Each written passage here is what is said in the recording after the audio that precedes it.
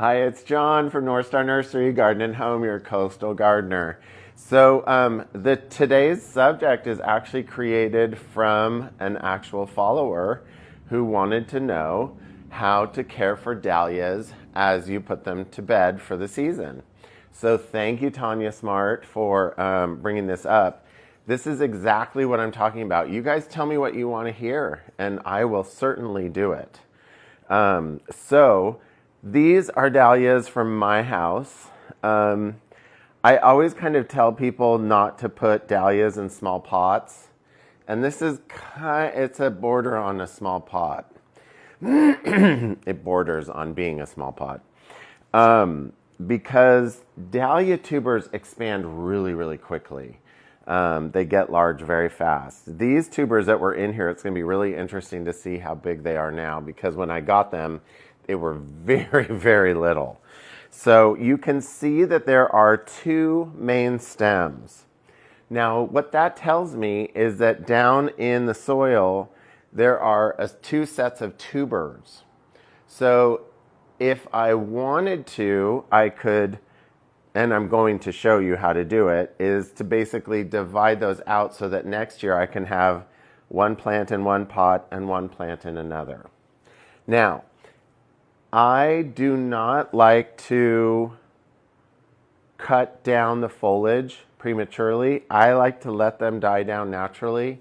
It's really important with tubers, with bulbs, with anything that's a kind of a rhizome or tuberish kind of thing, for them to be able to die down naturally, because they take all of that nutrients, all of that energy back down into the tuber to store.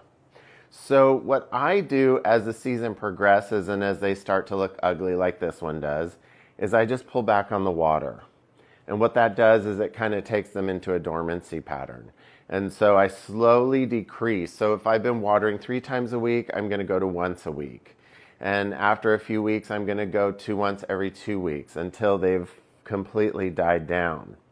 Now, when they die down, you're going to have things that look like this, which is a brown stem, and we want to leave that, because what we're going to try to do is identify where the tuber is connected to that so that we can separate it out to make more plants. What I'm going to do is show you on this one, and these are your tools of choice.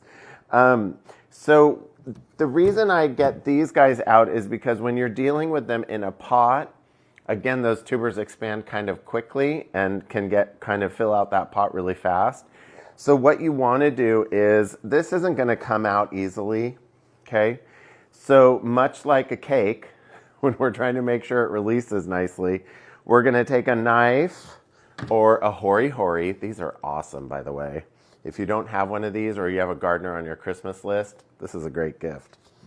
I have old knives. You can tell this is old because it's so old, it's rusty, that we actually use here at the nursery for these projects. And so they're old knives that I got at the thrift store that were, $2 each or whatever. So what you're going to do is you're going to go around trying not to, you really want to try not to disturb the tubers as far as like cutting into them, but it's gonna take a little bit of wiggling, but this will definitely help. You don't want to torque it too much against the pot, because if you're not careful, you might break the pot. And with the way prices are on pottery nowadays, you wouldn't want to do that. God knows, I know. Ooh, there's definitely a big tuber up against the side of this. Let's see. Oh my. Oh, you little booger. No, that's okay. David's wondering if he can help. I don't know. I think it's beyond help. Oh, wow. Okay. So, see what I was talking about? These tubers were pushed up against the wall of the pot. And because terracotta is so porous, a lot of times tubers and roots and whatnot will adhere to the terracotta. So, oh, I didn't put on my gloves. This is why my hands are always filthy. All right, so what we're going to do now is we're going to start breaking the soil away very carefully, okay? So you don't want to go too crazy. You just want to kind of gently break the soil off, trying to make sure that you don't disturb the tubers too much because you want to identify what's what when we get to the top. Oh, this is so neat. Okay. So, it's kind of hard to see, but I'm going to keep working on it. Just kind of gently kind of pulling away the soil. You will have little babies that break off. These will not grow anything, unfortunately. So if there's anything that just is a tuber with no stem, that's not going to do anything for you. So what we're trying to do right now is identify. This is not easy. But I'm going to go in just ever so slightly. Oh, man. Sometimes you have to be rough with Mother Nature. What I'm trying to do is break this off. Okay, I did it. Woo! Okay, so I'm not sure if you can see. This is the original tuber that I planted this year, and it created this stem and this large set of tubers. This is now ready to either be planted or to be stored. If you're storing them, we don't have to store them here on the California coast. They can stay in the ground, but if you wanted to lift them to divide them and then replant, you could do that. But what you're going to do with this is, I didn't get a chance to go to the pet store, but there's like shavings that you would use for like a guinea pig cage. That is what you would store them in. But in order to kind of show you how you would store them, I'm going to cheat and use microbark. Microbark would actually facilitate the same thing, because what you want is you want good air circulation and you don't want a lot of moisture. So you get a nice cardboard box. Do not store them in Tupperware. Do not store them in Ziploc bags. If you want to store them in a bag, do it in a paper bag, okay? So what you do is you're going to take this, try to get some more of the dirt off. And then what I would do is lay that there and then put a nice little covering of the bark over it. You would store that in a garage in a cool, dark place. And then next February, March, you would pull them out and start planting them, okay? When you go to plant them, you are going to have, I'm going to do something I told myself I wasn't going to do, because I want to show you this.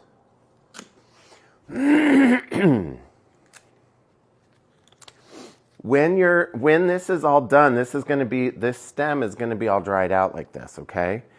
And we want to leave some of that stem there. Inevitably, that stem is hollow, okay? Because of that hollowness, insects, pillbugs, sowbugs, earwigs love to sleep in here, okay? And they will sleep in here, and as the new growth comes out after you've replanted it, they will chew it down. So the big challenge with dahlias in the beginning of the season is that the growth rate, because the temperatures are cooler, aren't as fast as how quickly those bugs chew them down at night. So usually after I plant them, or starting around February or March, I go out and I sprinkle snail bait, Sluggo Plus, okay, around the plant. And if I have a stem like this, I'm going to drop some of it in here. Because then these lovely little critters, sorry, something's crawling on me. These lovely little critters will have somewhere to sleep and breakfast. It's a B&B, and then they'll die. Okay, so you want to make sure you put bait down for sure. So we've now taken our 2 stems and made them into, well, what was 1 tuber, we've now made into 2 tubers. So again, if any of these smaller tubers or larger tubers, that's why you want to do it really carefully. If they break off and there's no stem connected to it, that's not worth anything to you. Just throw it away. So that is lifting and storing them. If you are growing them in the ground, at this point in the game, again, you would pull back on the moisture. Or if you're growing it in a pot and you're not planning on lifting and dividing, be careful because Bodhi is right behind you, David. When you go to get them ready for the season ahead, that's when you're going to start fertilizing them and whatnot. Make sure you put out that snail bait. Maxi is a great water-soluble fertilizer to give them a kick in the butt, especially in the beginning of the season. But make sure that you put bait around if you're going to start fertilizing, because you're going to be ringing the dinner bell in a big way. If you want to know what the varieties are, what you can do is take and do a tag, like just a paper tag on there, a piece of tape that's strapped over it with just the name written on it, so you know kind of what you're getting. Or if you're giving them away, that's always a nice thing to do.